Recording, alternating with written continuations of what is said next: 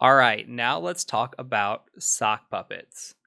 If you've never heard the term sock puppet before, you can think of it as this online identity that is not who you are, or it's a misrepresentation or somebody you're not. That's the most simple way to put it. You think of a sock puppet as a fake account, alternate identity, etc. And the point of having a good sock puppet is to not draw attention back to yourself. Okay, so if we're doing, say, an OSINT investigation, or if we're looking into research, or we're looking into other people, our goal is to never let the person know that we're looking into them.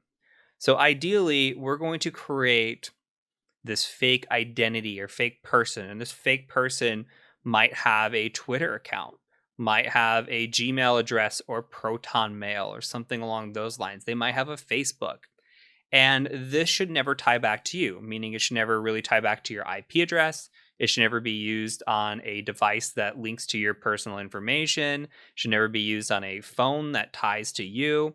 There's a lot of depth that we can go into to avoid tying our name to a sock puppet. But the purpose is really to be able to have an account that looks legitimate.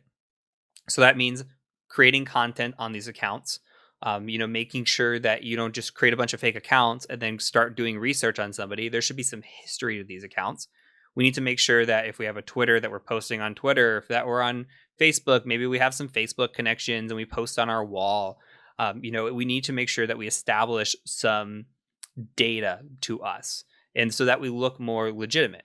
Okay, but the main goal of the sock puppet is to do research and to try to investigate others or use the internet or etc. There's a lot of purposes, but for OSINT, to investigate others without being able to identify back to yourself.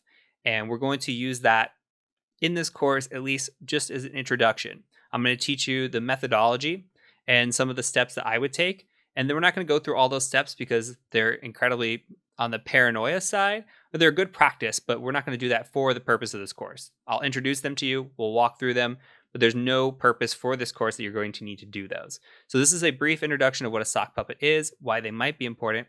And the next video, we'll actually walk through how to create some sock puppets.